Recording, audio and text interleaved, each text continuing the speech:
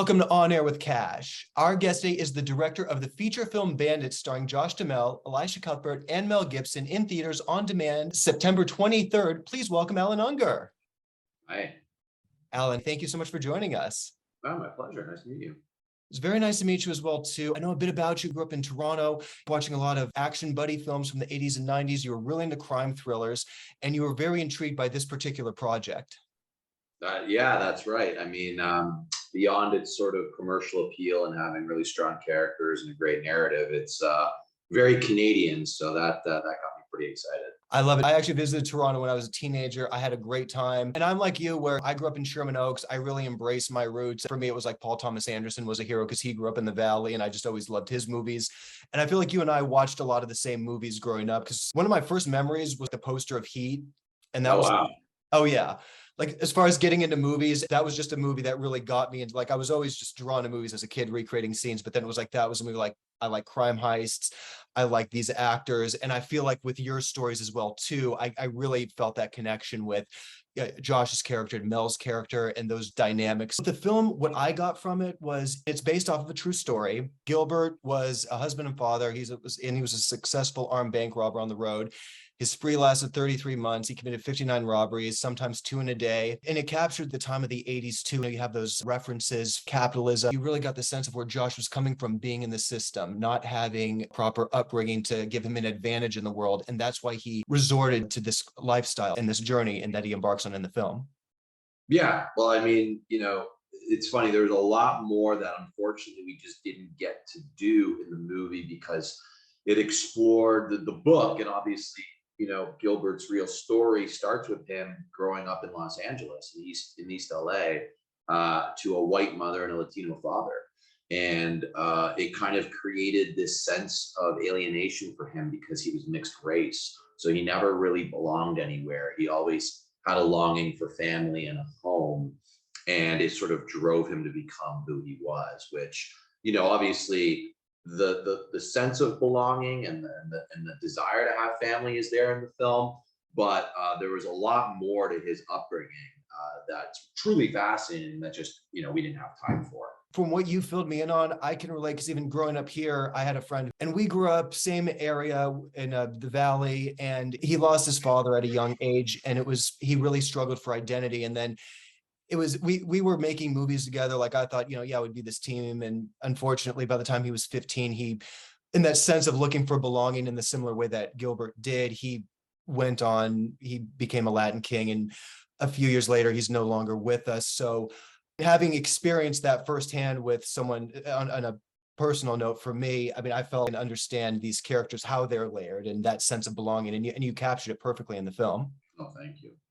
Those moments, Mel Gibson's character, and then with Josh, you can tell like there's that father-son sense of belonging, and then he meets Elisha's character, and he wants to be a family man. He wants to do the good thing. So you're like, yes, he's breaking the law. He's doing these bad things. And another thing too is what I noticed, he's ethical. Like when Tommy brings up the jewelry heist, he's like, wait, I don't want to go after the little guy. I mean, a bank's an institution. So I do like that you really layered that character quality in him. Like he was to a degree moral in his world, and you felt for him. Yeah, I mean, it's funny because I wouldn't classify him as a bad guy, right? He's a good guy doing bad things. It's sort of like, at that time, you talk about capitalism, you talk about the system sort of being rigged. It's like 2008, the crash. People sought out desperate ways to find a way. And so he always talked about the understanding of right and wrong. He consciously understood that, but he couldn't find a way to go straight. And obviously he wanted to take shortcuts. And sadly, it is relatable. I mean, it's not that anybody could probably get away with that kind of a crime spree like in these days anymore. Like doing 59 of those it's significant. But, that's why we spend so much time developing the character and sort of understanding his journey, seeing that he's trying to do the right thing and going straight. He's just unable to. What you said about how you couldn't get away with that nowadays, there's just so many moments in that movie, because I grew up watching the same types of movies that you did. I'm just like, I totally get. I mean, you're very original. I admire your style of filmmaking, but I think we're around the same age. I'm like, we grew up watching the same types of stuff. I'm into this guy. I dig his style. And it's those things like just even being on the plane and you don't have to check a carry-on, or it's just all those things that 2001, you forget how lenient. Yeah, you forget that. And that's the crazy thing, is that in real life, he actually used to bring, he did have a gun. It was never loaded, but he always had a gun in his luggage. And they never checked or x-rayed for domestic, for carry on. So he was actually able to carry a gun on the plane quite often, which is crazy. And then that first scene where he's proving to Mel Gibson's character, Tommy, that he's what he's capable of doing, and he meets him in a bar, and he has a certain amount of time to pull something off. Not just that scene, it was that opening scene where nowadays with cell phones and cameras and technology, you couldn't get away with any of that. Just like a lot of those old school films I just grew up loving. I'm like, you nowadays would be so high tech. You have a hacker going in there. I'm like, he's just one guy doing this one job. He does it in this slick way, and it was really enjoyable. Yeah, oh, that's awesome. Thanks, man. I read about you, and I could see a gridlocked in the background. That was one of your hits, and you've been very selective about your movies. And I'm with you where it's like, I love just character driven movie. I need characters that I feel for. And with this particular project, after reading a few things, you weren't feeling it, but this was something you said you read front to back, and you're like, I have to make this movie. Yeah, I mean, I was getting offered a lot of movies that were very similar to Gridlock. So I had a lot of people coming to me and saying, oh, Canadian, tax credit, check. Action, check. And it just didn't excite me. If I'm gonna do something, I kind of put everything I have into it. It's like, this has been 5 years since I read the script, but really from the time I got on the plane to go to Georgia to film this, it was March 2021. So now here we are a year and a half later, and I haven't stopped. And so I need to be motivated, or rather, there needs to be some form of emotional resonance that really hits me so that I can just dive into it.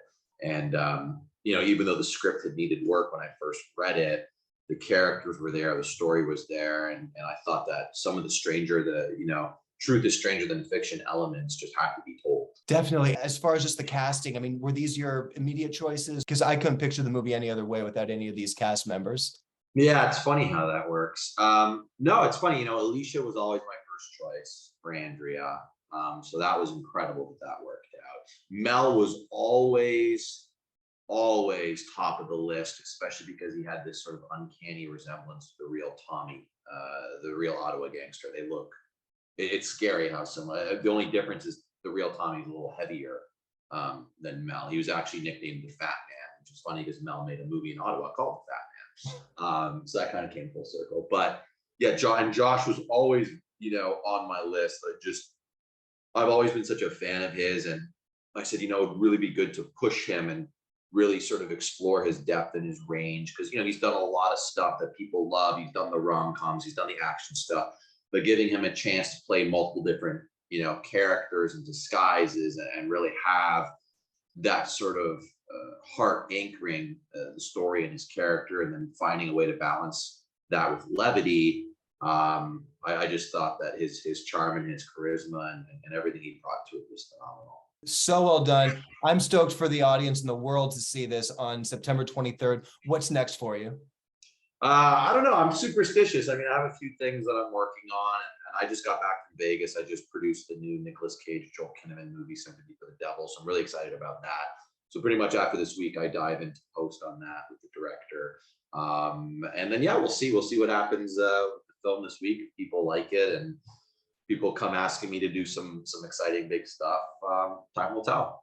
Well, I'm one of those people. I loved it. So I'm going to be spreading the word and encouraging everyone to see it. Congrats on Sympathy for the Devil. In the 2000s, I was actually related to Nicolas Cage for like a minute. My cousin married him. And so I have a lot of fun stories and experiences. It was always cool. So we'll save those for when you're promoting. Yeah, for next time. All right. Well, thank you. Is there anything that you want to share with your fans? Please go see the movie, and it's a fun time. I hope you enjoy it, and see you soon.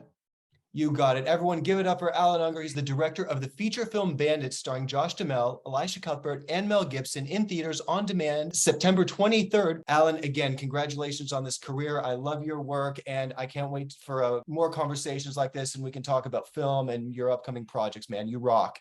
Thank you. Much appreciated. Thanks. Thanks for hanging out with me and Allan Ungar today. You are on air with Kash.